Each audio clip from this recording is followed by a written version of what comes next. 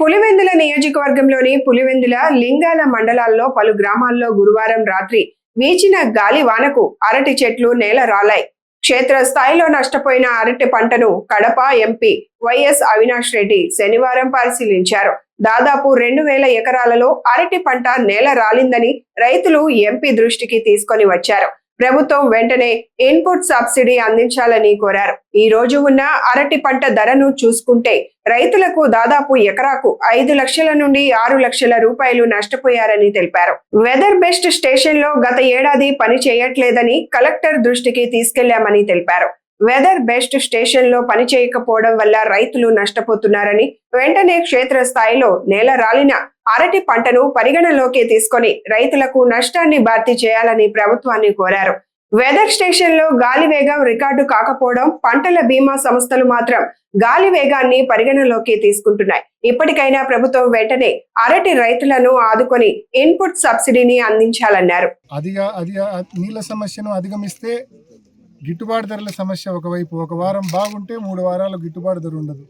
ఈ గిట్టుబాటు ధర సమస్యను కూడా అధిగమించి మంచి దిగుబడి తీస్తే ఈ మాదిరి ప్రకృతి ఈ రూపంలో వచ్చి 1000 ఎకరాల్లో చెట్లను పూర్తిగా నేలమట్టం చేసి రైతుల కష్టం మొత్తాన్ని కూడా రైతుల కష్టం అంతా కూడా వృధా అయిన పరిస్థితి మనం చూస్తూ ఉన్నాం. దాదాపు ఒక్కొక్క ఎకరాకు సగటున మనం ఈ రోజున్న రేటు ప్రకారం లెక్క కడితే ఎకరాకు 5 నుంచి 6 లక్షల రూపాయలు నష్టం కనిపిస్తూ ఉంది. కనీసం ఎకరాకు 25 నుంచి 30 టన్నులు మనకు దిగుబడి వచ్చింది. 20,000 రూపాయల టన్ను ఉంది.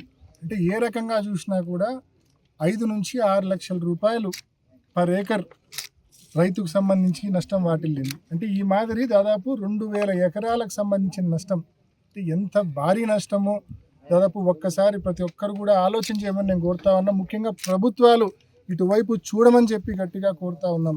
ముఖ్యంగా ప్రభుత్వం ముందుకొచ్చి తక్షణమే ఇన్పుట్ సబ్సిడీని చెల్లించే కార్యక్రమం చేయాలా ఒకటి. రెండవది పంటల బీమా కూడా తప్పనిసరిగా ప్రతి రైతుకు కూడా, నష్టపోయిన ప్రతి రైతుకు కూడా పంటల బీమా చెల్లించాల్సిన అవసరం, బాధ్యత ప్రభుత్వం పైన ఉన్నాయి. గడిచిన సంవత్సరంలో మార్చి 2025లో మార్చి 2వ తేదీ 2025లో కూడా ఇదే తరహాలో భారీ నష్టం వాటిల్లింది. అప్పుడు ఆ రోజు వెదర్ స్టేషన్స్లో అరటి weather based crop insurance scheme కింద కవర్ అవుతూ ఉంది అరటి పంట. ఈ weather based crop insurance scheme కేవలం ఆటోమేటిక్ వెదర్ స్టేషన్స్ ఏవైతే ఉన్నాయో అవి గాలి వేగాన్ని రికార్డ్ చేస్తాయి. సో ఇంత వేగంతో గాలి వీచి చెట్లు పడిపోతే అప్పుడు పంటల బీమా కవర్ అవుతుంది అని చెప్పి దానికి రూల్స్ ఉన్నాయి, పంటల బీమాకు సంబంధించిన రూల్స్. కానీ దురదృష్టవశాత్తు మార్చి 2025లో వీచినప్పుడు కూడా అప్పుడు చెక్ చేస్తే వెదర్ స్టేషన్స్ పనే చేయడం లేదు. రైతుకు బీమా రావాలంటే వెదర్ స్టేషన్స్లో రికార్డ్ అయ్యే గాలి వేగమే ప్రామాణికం. పోనీ అక్కడ గాలి వేగం ఎంత రికార్డ్ అయిందో వెదర్ స్టేషన్స్లో చూద్దామంటే అక్కడ ఆ వెదర్ స్టేషన్స్ పనే చేయడం లేదు. 2025లో మార్చిలో జరిగినప్పుడు కూడా వెదర్ స్టేషన్స్ రికార్డు తీస్తే నాట్ అప్లికబుల్ అని చెప్పి ఏ వెదర్ స్టేషన్లో ఈ మాదిరి నష్టం జరిగిన ఏ గ్రామానికి సంబంధించిన వెదర్ స్టేషన్లో తీసినా కూడా నాట్ అప్లికబుల్, అంటే గాలి వేగమే రికార్డు కాలేదనేది స్పష్టమవుతా ఉంది.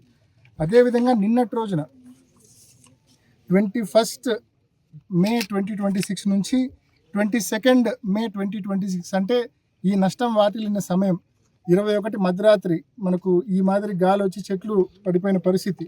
మరి ఆ టైంలో కూడా ఆ 24 అవర్స్లో కూడా ఒక్కసారి ఆ 24 అవర్స్కి సంబంధించిన వెదర్ స్టేషన్స్కి సంబంధించిన గాలి వేగం ఒకసారి చెక్ చేస్తే లింగాల 21 km/h స్పీడ్లో ఇక్కడ రికార్డ్ అయింది. వేరేజ్ ఇప్పట్ల గ్రామానికి వచ్చే కొద్దీ నాట్ అప్లికబుల్. కింద చూస్తే మురార్చింతల గ్రామానికి సంబంధించి రికార్డే గాలి వేగము.